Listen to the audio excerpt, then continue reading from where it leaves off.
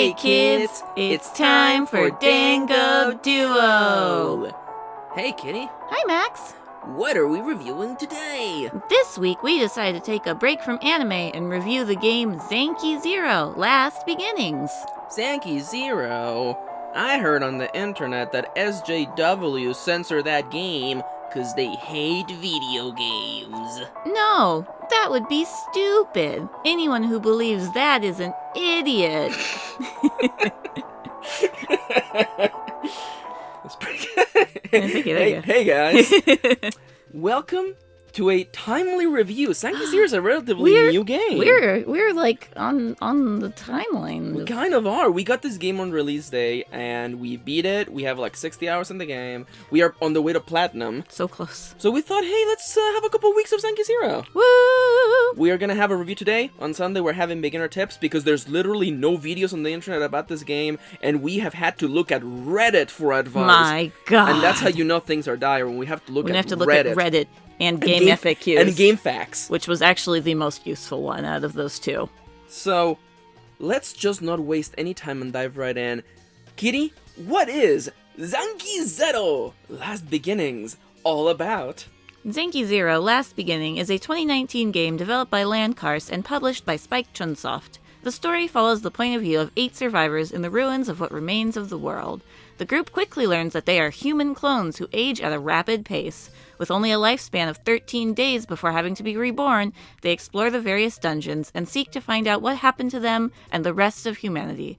God created the world in 7 days. It only took 1 for humans to destroy it.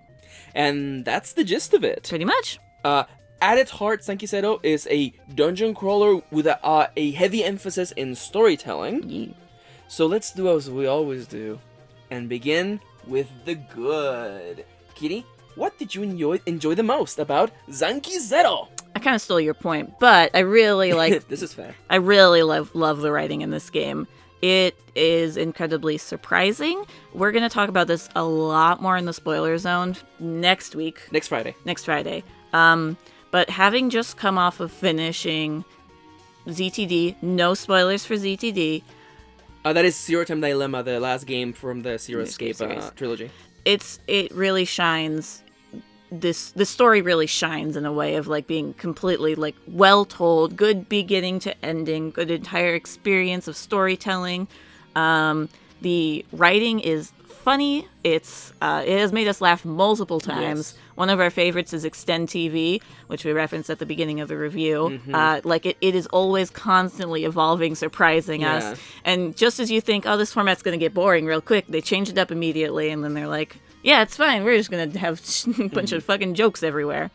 The writing for the characters is also really good. You get to learn about everyone throughout the various chapters in the game, because each chapter kind of represents one individual that's in your group. So you really get to learn their backstory, what motivates them, what drove them to the point that they were at right before the end of the world.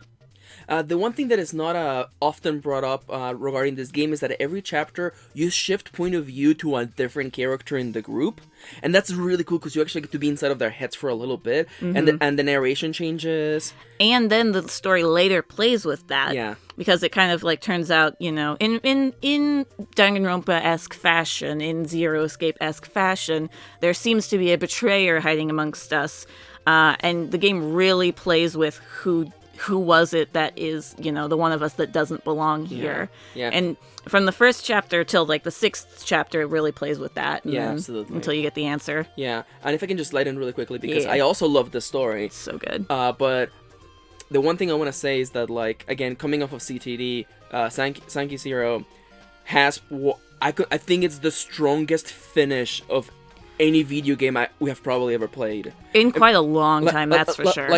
Nier Automata was really strong, but Zanki Zero just goes all the way with its... I don't want to say a narrow scope, because narrow is seen as a bad thing, but a story about these 8 people that goes all the way, and it has probably... It has a really strong conclusion. I'm going to leave it at that before I start just spoiling things. Now, Max, other than the writing, what was your other favorite part of the game?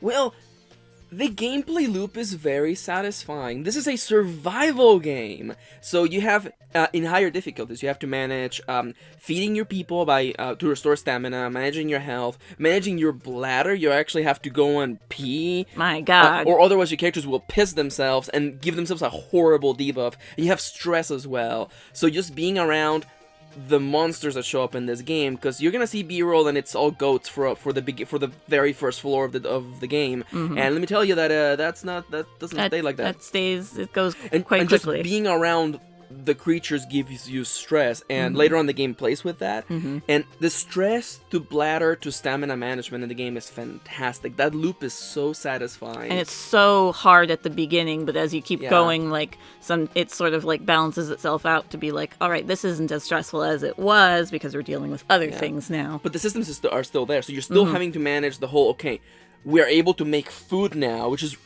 what I believe to be the seam. Once you're able to make food reliably, the stress to bladder management becomes a little bit easier, but you still have to do it. You still gotta go pee. Everybody's gotta pee. And that's, of course, also on top of this being a really good dungeon crawler. Like, if you have played games like Persona Q or the games by the people who made Persona Q, I forget what those are called. Oh my god. Fucking Solar is screaming at me now. We're talking about the kind of dungeon crawler game where, like, you have to inspect walls to find hidden switches, and all the maps have hidden areas that you can go into for more loot. And some don't open on certain days, so you actually have to come back to finish exploring the maps and stuff like that. It's really cool. Because when someone tells you that this game has 7 chapters and ultimately 7 dungeons, you may think to yourself, oh, well, that's not a lot of dungeons, is it? You are gonna be just fine, I promise you. There's a lot in this game. I think we finished around like 45 hours. I would say probably 40, 45 to because right now we're in hour 60 because we're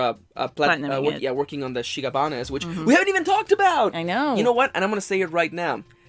This game puts gaming on its head, because in this game, dying is not a bad thing. When your characters die to something, when they come back as a new clone, they get bonuses because of that. So dying to bosses on the first attempt is not actually a bad thing, because it means that you're going to take less damage from the boss on the second attempt. We actually have run into this issue now that we're like trying to get all the deaths. Yeah, there's an achievement for getting all of the hundreds of deaths in the game on every character. Yeah, and now that we're like, oh shit, we didn't die to that one boss. Yeah. We gotta go work extra hard to go do that. Yeah. So it's actually funny. It really plays with like not only what you would expect story-wise, but also what you would expect gameplay-wise. And it created this interesting thing where, like, every time I'm gonna tell you something, okay? Here's a little spoiler, okay?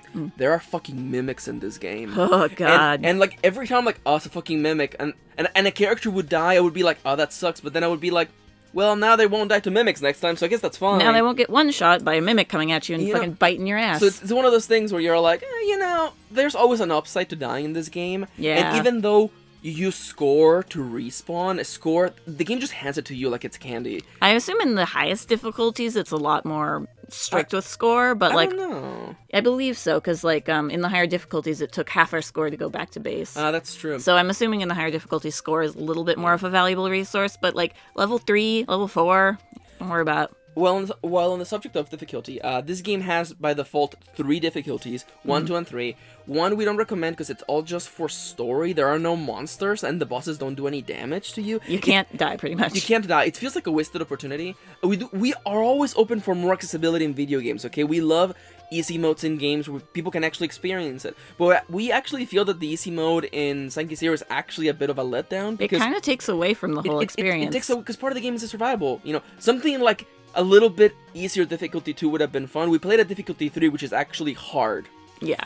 We played through the entire game in the difficulty 3, and then later on you'll unlock 2 more difficulties, which we dabbled in for grinding and stuff like that. Mostly 4. 4 is not that bad. Difficulty 3, the game is actually completely serviceable. There were moments where we got screwed over, but that was part of the fun and part of the survival element. It's part of the surprise, too, because you walk into this dungeon and you're like, okay, I have no idea what to expect. Yeah. And suddenly this fucking boar comes charging at you and kills your entire team. Yeah.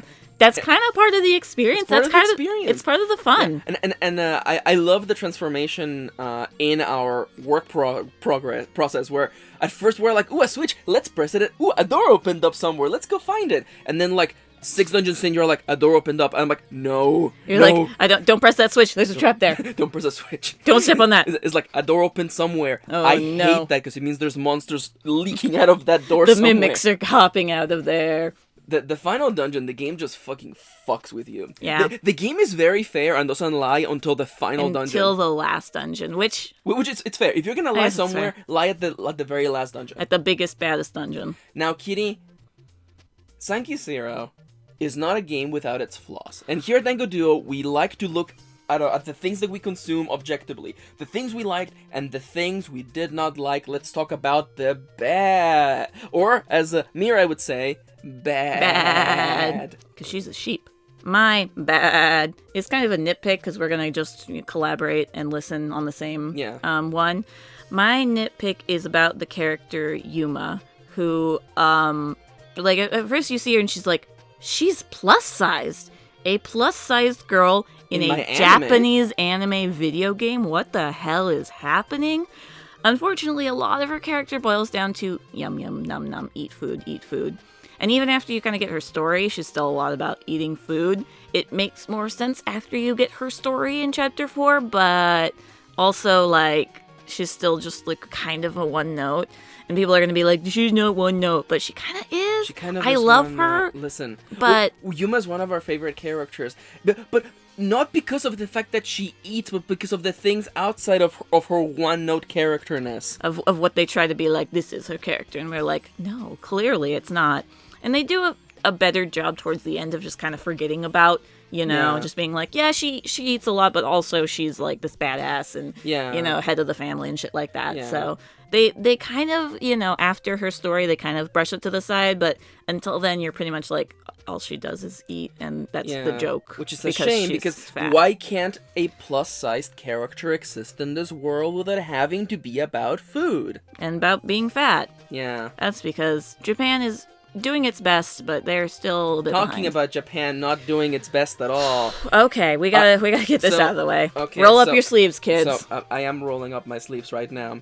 So we talked a little bit in the beginning of the show, and we're gonna go over this way more in detail in the spoiler zone next week. But for now, when this game originally released in the West, it released with a set of changes to it. To change elements that appeared in the original Japanese version.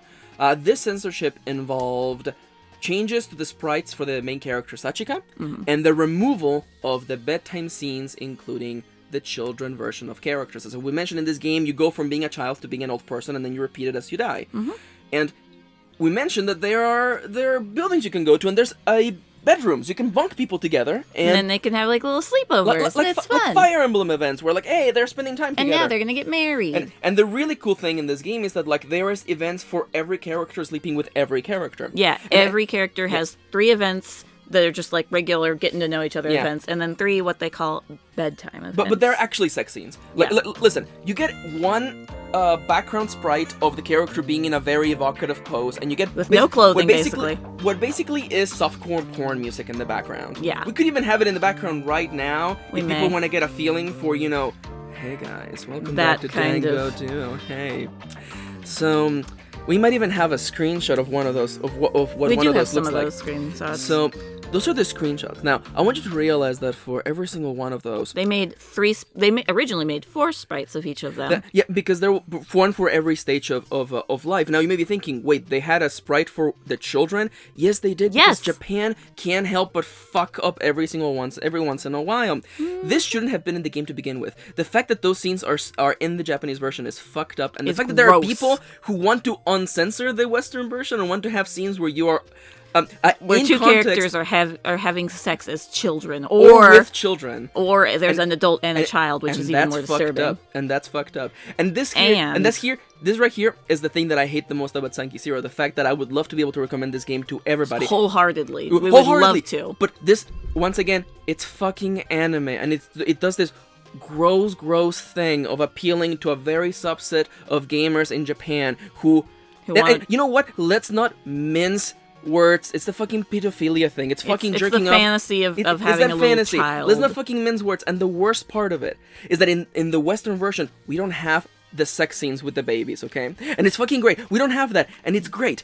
The problem is that those scenes still exist with Sachika. Sachika is the one member of the party who never ages for plot reasons, and she behaves in a very childlike manner. And the game states outwardly multiple times that she's basically a child. Now you may be thinking, whoa, what does that mean? In the story, people call her a child, and she behaves like a 14-year-old, and mechanically speaking, the game objectively tells you, for all mechanical purposes, Sachika is treated as a child. Mm-hmm. Being a child gives you negatives in this game. You can't wearing certain equipment doesn't give you bonuses, and Sachika always counts as a child. But you can still have those bedtime scenes with her, and all of them are fucking awkward and gross. Yeah, we won't even begin to hint at the one that's the grossest. But and as Kitty mentioned, there's a traitor amongst the group, and I love the writing in this game. But all of the bedtime / romance sequence that involve the traitor make no sense when you consider the context of them being a traitor. And this right here, it's the worst part, because I would love to be able to say, play this game and enjoy its amazing story and what is probably the strongest ending I've seen in a video game in decades. But it has this but it's fucking Japan, man. And there has to be this fucking jailbait character in there who is there's this wanting to have your cake and fuck it too, because it's underage thing. Because Sachika, they should have just... I'm happy that they censored the sprites that would show her underwear. You only should see her wearing shorts. That's great. They also censored the scene towards the beginning chapter. Yeah, where she lifts up her skirt to show the little device that makes them all clones. Mm-hmm. That's in the belly button, in case you're wondering. And I'm happy that they censored that. You know what this game needed more of? More censorship. Take out all those Sachika bedtime scenes. I don't want them. So you know what? We're gonna tell you right now how to play Zanki Zero, okay? Mm-hmm. The best way to never have to feel this gross ever again. Here's our recommendation. Yeah. Play Zanki Zero. Play Zanki Zero, and when it comes to bedtime events, including Sachika, get the 3 regular romance sequences with everyone, and once Sachika's heart becomes pink in the status scene, never bunk her with anyone ever again. You will never see those scenes. Horrible. You don't need them for the platinum. You don't need them for the trophy or for the Steam achievements, and then you are good to go. We watched them because we thought we needed them for the achievement. We did. And they're all fucking gross. Yeah. And I mean, they all feel creepy. They all feel creepy, and the fact that I want you to understand that all of those sequences, for the Japanese version, it's the same fucking text. Same dialogue. It's same dialogue, just with the sprite of a baby. And we could even put them up what they look like if people are fucking interested. Oh, yeah, not the sex scenes, but the actual, what they look like as children. Yeah, and I'm like, you're having the same sexual conversation about just having had sex with someone, but it has a sprite of a baby. Why does Japan do this every fucking time? Japan just can't help themselves. It's fucking gross, and I fucking hate it. And otakus are the worst. Yeah. Are going to be the demise. And this is why we exist as Dango Duo, to point out this bullshit and to not stand for it. We don't like it. We are not okay with it. And NIS America, good job censoring the game. Should have done more. Should have done a little bit more censoring. I'm gonna probably leave it at that. Now we kind of already did a recommendation. We kind of already did a recommendation. We literally tell you the best way to play this game is the best way to skip all of the uncomfortable underage shit. Because listen, all of that shit that happens in all those in all the Sachika romance scenes, first off, none of it fucking matters. No. It's you know what? It's like the romance sequences in Fire Emblem. They actually don't fucking matter. Yeah, you just get the bonus effect. The story in this game is really good, and I almost wish a version of this game existed that didn't have any sex scenes. Yeah. Even though the sex scenes for the other characters are really hilarious good and fun. And... You get a lot of bi-representation from Ryo, from Yuma, from Minamo. Sen, all these characters are I'm pretty sure Sen is canonically gay. And Ace, I'm pretty sure. And Ace. It blows my mind.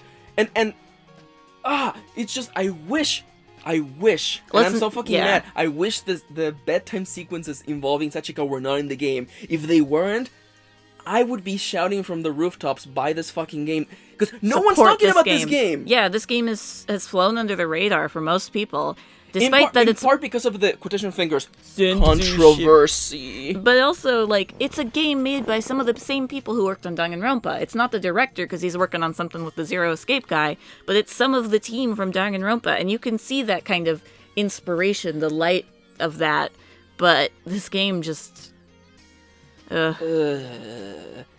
It's the pandering to that certain audience who buys video games. In Japan. That's the problem. And we're all suffering because of... Because of you fuckers. Because of you fuckers. Now, there's something that I kind of want to address before we move forward, okay? Mm-hmm. I realize that... Because listen, in the process of trying to find information about this game, I stumbled on the people who feel to think that censoring a game or changing the content in any way is bad. Those people are fucking stupid. Yeah. And if you happen to be someone who is like, no, I want to play the version where I get to fuck the baby. Here's what we're gonna do right now, okay? Forget about the comment. Go beneath the title, leave your dislike, and get the fuck out. How about that, okay? Yeah. We leave it at there, and you get to give us the dislike, and we get to never see you ever again. Yeah. Because that shit's fucking gross. That's disgusting. I hate it. I wish it wasn't here. And I wish it wasn't, because if we could just recommend this game wholeheartedly... We would be. It's so much fun! It's so good. We had recorded so B-roll, much fun. We recorded B-roll for this video, and I want to start again from zero. Mm-hmm. I want to beat the game again, because it's so much fun. Mm-hmm. Oh my god, the first time Kurosuke shows up, it's fucking amazing! Oh my god, that dread. That dread! There's so much dread when you hear the humming or whatever. Yeah. There's so much dread in this game too. Like you get afraid to open a door and you're like, ah shit, it's a fucking goat. You've never been scared of a pig or a goat before. Or the first time you get killed by a mimic and you realize that the mimics have been in the game the whole time. You just didn't see them. You just didn't see them. Because they weren't actual mimics, it was just... Oh my god. And then like, when you fight the first enemy who is fast. Oh god. Oh god. The boars just charging at you. The boars. The boars kill us. Like, man, this sure is a narrow hallway. I wonder what's at the end you of hear the it. clunk clunk, and you're like, a fuck. This game has caused so many of those moments, and we're like smiling right now, just thinking about... Because we had fun playing it, but how do we reconcile the gross, toxic things in this game that are there, that were injected in this game for some other fucking audience, and their shitty fucking tastes? Yeah. I wish there was a version of this game. I wish you could mod it in on PC to just remove all the bedtime Sachika events. Yeah. Because without them, this game would be a Dango Duo 10 out of 10. Yeah. We would recommend this game wholeheartedly. That's how strongly we feel about this game. And how much we fucking hate those Sachika sequences. Yeah. Because Sachika otherwise is a really good character who has a really good arc in this story. She has an amazing arc. Oh my god. And the story finishes so fucking strong. I cried. Yeah. I was really close, but that's because I have no soul. Okay. It's time. Yes. Well, we have one more. If you have already played Zanki Zero, but you haven't because no one has. Because listen, only 0.5% of players have the platinum at the moment. Yeah, but that's still fucking rare. But that's still like nothing. Listen. We're gonna be one of those soon. But if you have already played Zanki Zero for some reason, what do we recommend, Kitty? Boy howdy, I guess you should just play, if you haven't, all of the Danganronpa games, which is 1, 2, another episode, 3. Another episode's bad, don't play it. Is it? It's really bad. I've heard nothing but bad things about it. That's fair.